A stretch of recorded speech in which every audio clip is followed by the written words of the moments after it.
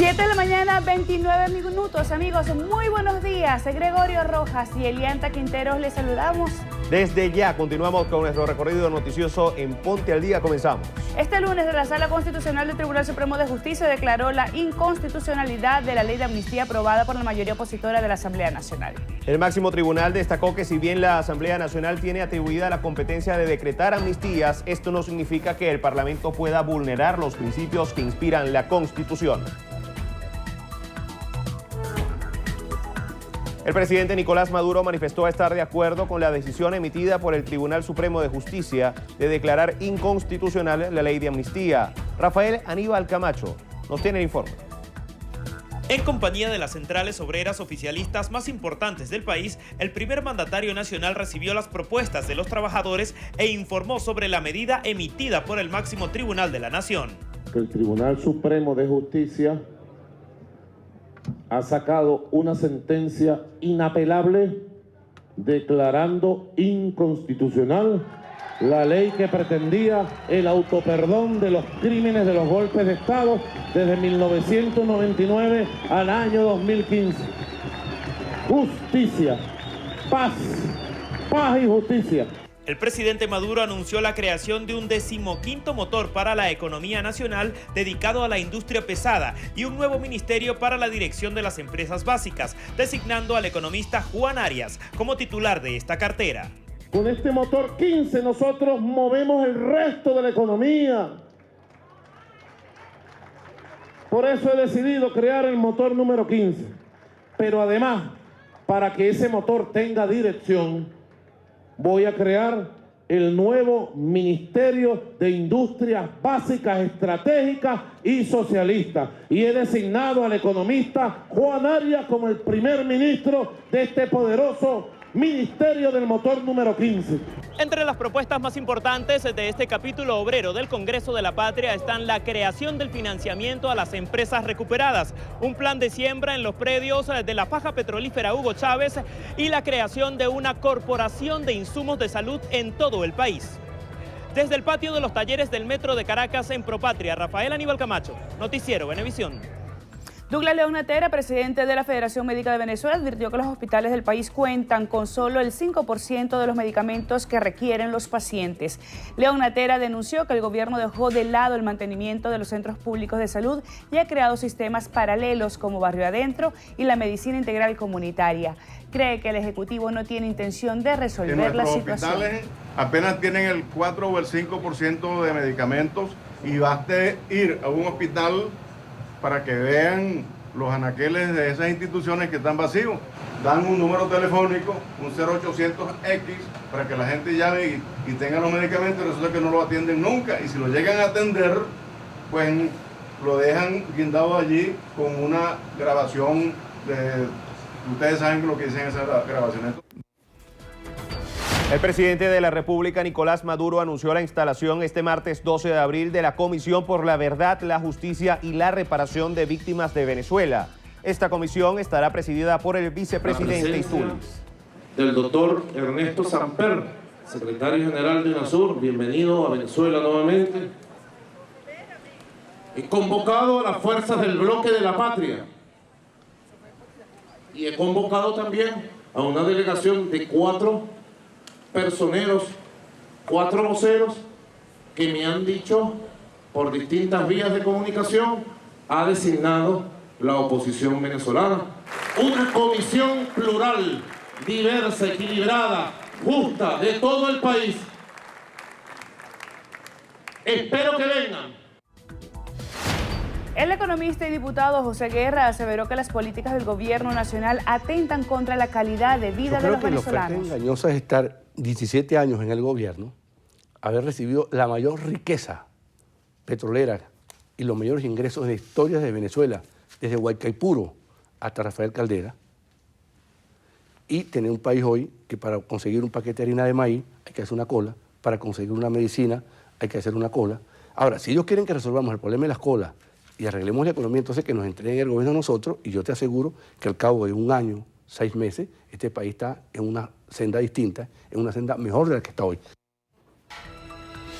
Durante este fin de semana, 2 mujeres fueron asesinadas por sus parejas en los sectores Katia y La Carlota, aquí en Caracas. Estos casos encabezan la lista de los 41 cadáveres que ingresaron a la morgue de Bellomonte por muertes aproximadamente violentas. Cuando se escucharon unas detonaciones, llegaron un poco de funcionarios, varias patrullas, nos asomamos aquí, entonces tengo entendido que era el esposo que le había disparado pues, a su esposa. En Los Teques, 5 homicidios ocurrieron este fin de semana. Según la policía de la entidad, más de 600 muertes violentas se contabilizan en lo que va del 2016 en todo el estado. En Carabobo, 19 personas murieron de forma violenta el fin de semana. Entre las víctimas está un joven de 17 años que aparentemente fue ultimado al quedar atrapado en un tiroteo. En Guárico, 7 personas murieron en distintos hechos de violencia. Un hombre identificado como Luis Miguel Contreras, de 24 años de edad, fue degollado en la población de Santa María de Ipire luego de una discusión. En Cojedes, un hombre fue asesinado de un disparo en la espalda por un sujeto desconocido quien lo despojó de una moto, la cual utilizaba como medio de trabajo. El diputado Tomás Guanipa denunció que el gobierno nacional chantajea a la población con la compra de bolsas de comida a cambio de la firma contra la ley de amnistía. La fiscal general de la República, Luisa Ortega Díaz, informó que fueron designados 4 fiscales para investigar a los venezolanos señalados en los Panama Papers.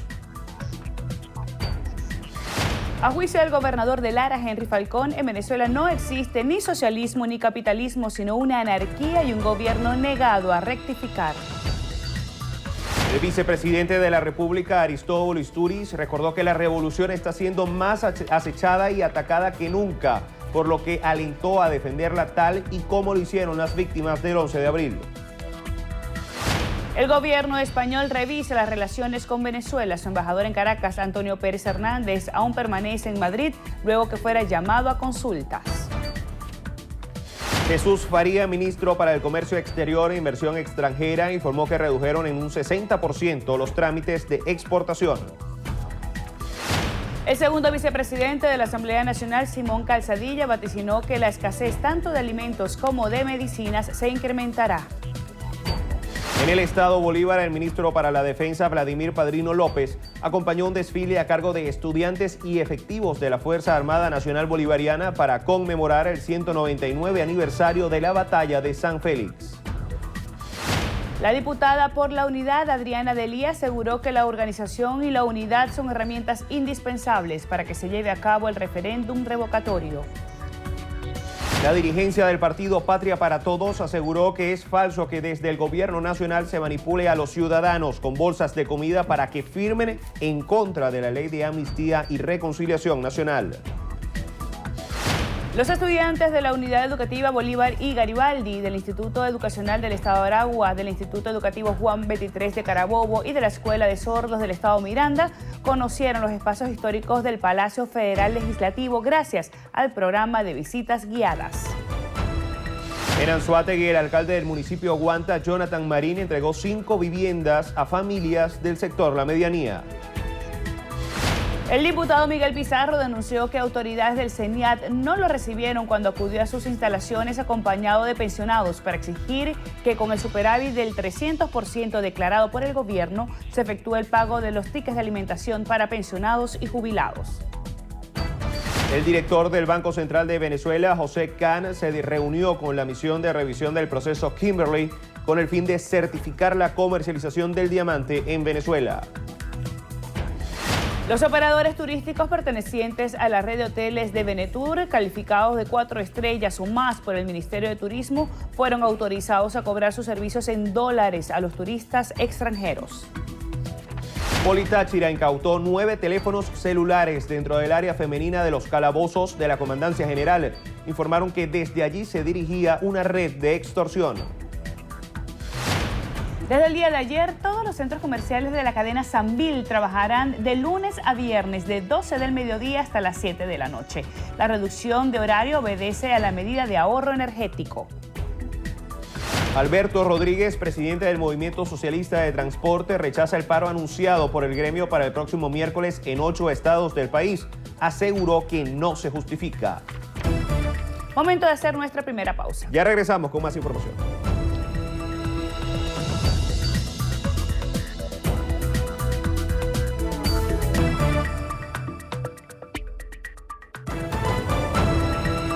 Amigas y amigos, 7:43 de la mañana. Ahora repasamos lo más destacado en materia internacional. Felipe Mujica, secretario general del Movimiento al Socialismo, cree que tanto los parlamentarios de la Unidad como el gobierno nacional están llevando al país a un escenario de violencia. En Brasil, la Comisión Especial del Congreso aprobó este lunes con 38 votos a favor y 27 en contra la realización de un juicio político contra la mandataria Dilma Rousseff, acusada de manipular las cuentas públicas.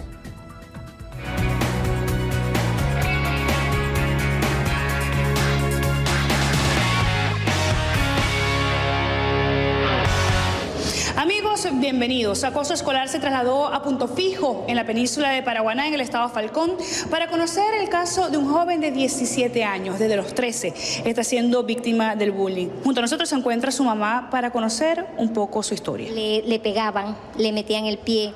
Un día me llegó con la cara marcada con un pupitre.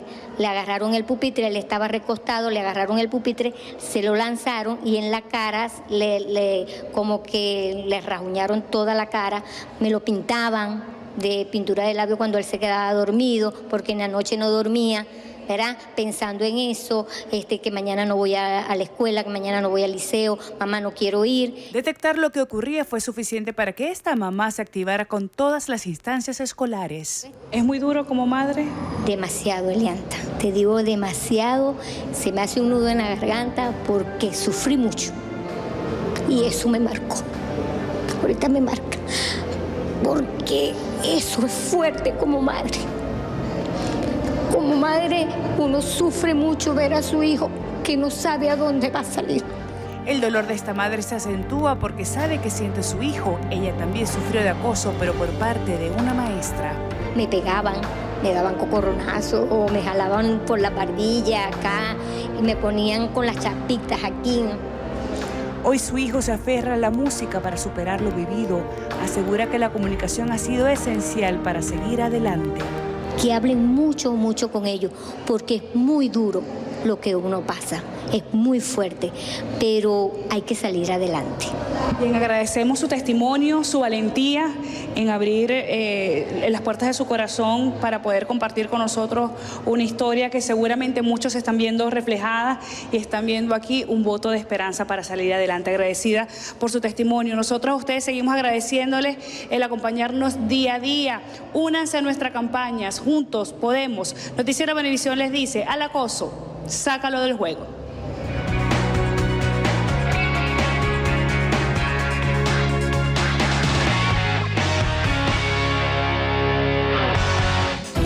Amigas y amigos, tiempo de hacer una pausa. Al regreso en Entrevista Venevisión nos acompaña Edgar Zambrano, diputado de la Asamblea Nacional por la Unidad y presidente de la Comisión Permanente de Defensa y Seguridad. Con él estaremos conversando luego de la pausa. Entrevista Venevisión, líder en opinión, por tu canal independiente, Venevisión.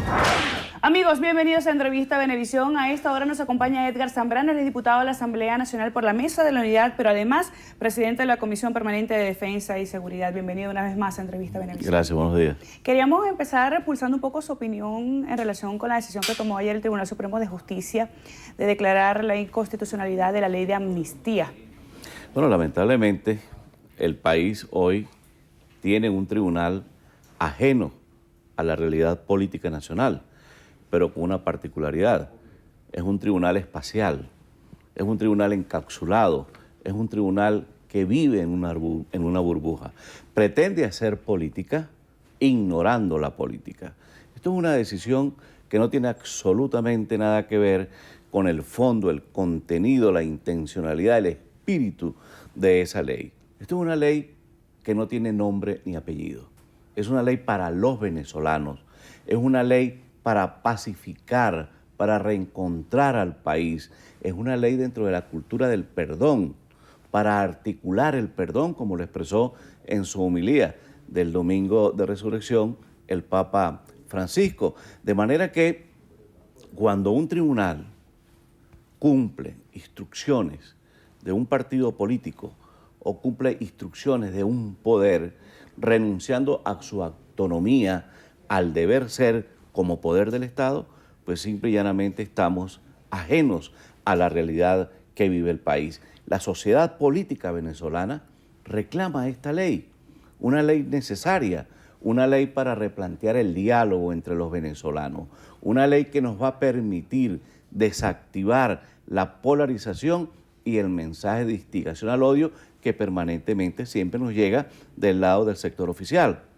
De manera que nosotros pues, condenamos esta decisión porque es una decisión ajena a la realidad política venezolana. Ahora, ¿qué viene ahora? ¿Qué va a pasar? ¿Qué posición va a asumir la Asamblea Nacional ante este dictamen? Bueno, nosotros decretaremos la ley.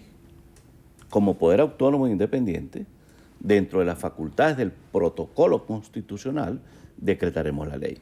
Porque el tribunal sustenta la pirámide de su decisión, es que esto es una ley antidemocrática que renuncia al principio del Estado social, de derecho y de justicia.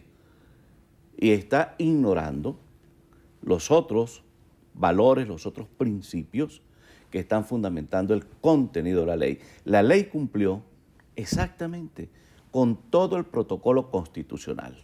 Es una ley que no ignoró bajo ningún aspecto ninguno de los pasos. Dentro del proceso de formación de las leyes, las consultas públicas, su primera discusión, su segunda discusión, cumplió exactamente la metodología que está implícita en la norma para el proceso de formación de las leyes. Es una ley ajustada a derecho, pero es una ley que más allá del estricto derecho del imperio de la ley, es una ley de carácter político, porque se trata del perdón de actividades políticas, de actos desarrollados mediante la activación de los derechos políticos y las garantías constitucionales de unos ciudadanos que decidieron activar la réplica constitucional ante la deficiencia de las políticas públicas. Y eso es perfectamente legítimo y es constitucional. De manera que este es un tribunal que ignora la realidad venezolana. Ahora, diputado, la paz parte de la erradicación de la violencia, de la erradicación de la disputa que está basada en la violencia. Y hemos visto entonces en este momento país donde los tres principales poderes, o los cuatro poderes, están en una especie de confrontación. Y que el juego prácticamente está cerrado. El tribunal dice una cosa, el Ejecutivo dice otra, el Poder Legislativo, el poder moral. ¿Cómo llegar a ese consenso? Escuchábamos ayer al presidente Nicolás Maduro hablar de la conformación de una comisión de la verdad que estaría presidida por el vicepresidente Isturiz y por Samper para llegar a acuerdos. Bueno, ¿en qué país del mundo desarrollado, civilizado, en esas sociedades inteligentes, observamos una confrontación entre los poderes? No existe. Pueden existir diferencias que, de acuerdo a nuestro propio protocolo constitucional, se solucionan mediante la cooperación e interrelación entre los poderes. Pero una diatriba pública, un desconocimiento público, no le hace absolutamente ningún bien a la democracia. No le hace ningún bien al gobierno. No ayuda a la política de reencuentro entre los venezolanos. Ahora bien, allí está la institución del diálogo. El diálogo es el mecanismo más expedito para resolver la crisis política del país. Los países más avanzados, repito, tienen en el diálogo una política de Estado. Se ejercita mediante los acuerdos entre el gobierno y la oposición y la alternancia que regularmente se da en estos países avanzados. Bueno, ¿por qué nosotros no cultivamos ese diálogo? Un diálogo sincero, un diálogo honesto, un diálogo con una política definida, con una agenda definida ante los venezolanos, con puntos a fecha de término que nos permita rendir cuenta al país del avance de estas conversaciones. Es la palabra el instrumento que nos puede permitir activar los mecanismos de reencuentro, de coadyuvar la solución de los distintos problemas que vive el país, el drama que vive la población venezolana, por ejemplo, en el tema económico, pero igualmente el drama que viven los venezolanos en cuanto a su seguridad ciudadana. Pero retomando el tema de la ley de amnistía, nuestros prisioneros, nuestros exiliados, los muchachos que permanecen en los sótanos del SEBIN, que deberían estar en las aulas formándose para el futuro, necesitan una esperanza, necesitan una ventana, y todas las ventanas que se presenten, todas las ventanas que sean necesarias atender para lograr el fin último de la liberación de los prisioneros, el regreso de los exiliados a la patria, la liberación de todos nuestros muchachos, pero también el cese de la persecución judicial, la criminalización de la política en Venezuela, pues hay que hacer todo el esfuerzo. Y allí está el diálogo. El diálogo no tiene fecha de término. El diálogo es permanente. Claro, pero el diálogo requiere de un reconocimiento de las partes. Y vemos en los discursos de todos los sectores que, por ejemplo, hay un pronunciamiento del TCJ que ustedes lo califican de un atropello a las acciones del legislativo. Hay sectores de la oposición que están solicitando la salida del presidente de la República, Nicolás Maduro. Pareciera que no hay un reconocimiento sincero. ¿De dónde parte la sinceridad para poder lograr sentarnos todos en una mesa y entre todos lograr el consenso para la salida del país? Bueno, pero aquí tenemos también que entender, en primer lugar, que el gobierno es hipersensible.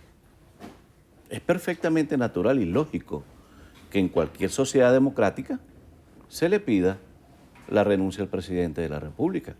Y para eso existe un mecanismo. Eso no es ni golpismo, eso no tiene absolutamente nada que ver con la estabilidad política de la nación. Es una conducta política frente a una acción política del gobernante. Si el gobernante no lo está haciendo bien, la obligación de los electores y de quienes tienen la vocería política es reclamar su renuncia. Eso es una incidencia en la vida política del país. Ahora, todos tenemos que atender, tanto gobierno como oposición, el llamado de la sociedad venezolana. Los venezolanos votaron en diciembre por una propuesta de paz. Nuestra primera y la más fuerte de las políticas que implementamos como programa de gobierno legislativo era la ley de amnistía. Y esa ley de amnistía hoy es un hecho. Ahora el gobierno tiene que mostrar voluntad política y democrática para sentarse a conversar, precisamente reconociendo las partes. El reconocimiento del otro es fundamental para entender el criterio de éxito que puede tener un diálogo eficiente. Y ese reconocimiento del otro parte por dos premisas fundamentales. La oposición reconocer que existe una sociedad, un grupo de venezolanos que se denominan el chavismo o el PSUV, que son una realidad, que están allí. Y ellos entender que existe una oposición que es una realidad y está haciendo política en el país. Pues bueno, esas dos realidades, esos dos espacios de la sociedad venezolana tienen que sentarse a conversar.